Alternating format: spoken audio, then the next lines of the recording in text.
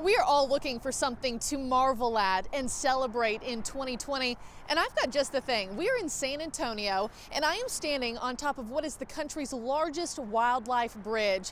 This is fascinating. It's meant for both humans and animals to safely cross across this bustling 6-lane Texas highway below me.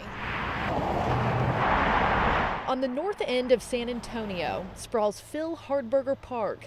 Like everything this time of year, it's a bit brown in the winter, but its 330 acres are lush with trees and trails for families and their furry friends. And cutting through the heart of the park is a 6-lane freeway that splits the land into 2 separate sides. Most visitors have their favorite side, and you would hear from people who didn't even know there was another side.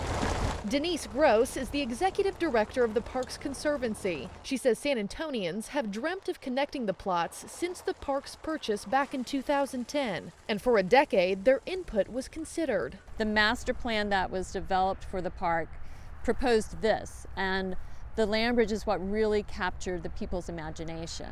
But what is a land bridge, and what does it look like? Let's take you up in the drone.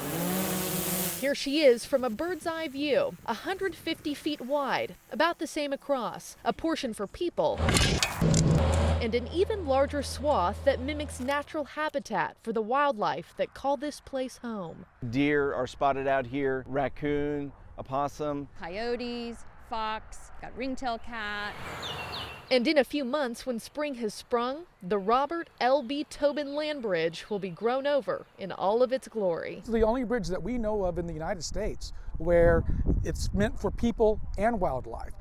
We walked alongside Josh Aceves, a local San Antonian and outdoor adventurer who was out enjoying the bridge for the first time. You could just run across this bridge and literally go to the other park and run across the whole thing. He says it's a welcomed addition for people and animals, and it also alleviates some long-time traffic concerns. You know, you hear the highway too and how fast everyone's driving by. Oh yes, definitely. Was that something that San Antonians worried about before? Oh yes, that's a pretty big concern because like the cars, they just keep going, you know, and they don't even stop or they don't even pay attention sometimes. So it's very sad to see, you know, if an animal gets hit. Construction on the $23 million bridge, 2 years in the making. Patience mixed with 1 million pounds of rebar and 125,000 cubic yards of soil. When you look at the project and everything around you, you're awestruck. Director of Parks and Recreation, Homer Garcia III, says paw prints and hoof tracks in the dirt indicate wildlife is already making itself at home. And he says there's been no better year for bridging community than the divided one we find ourselves in now. In the context of what 2020 has been, whether it's been a move around social justice or right now the pandemic, this I think is a great way to help hopefully start to put the pandemic in the rearview mirror.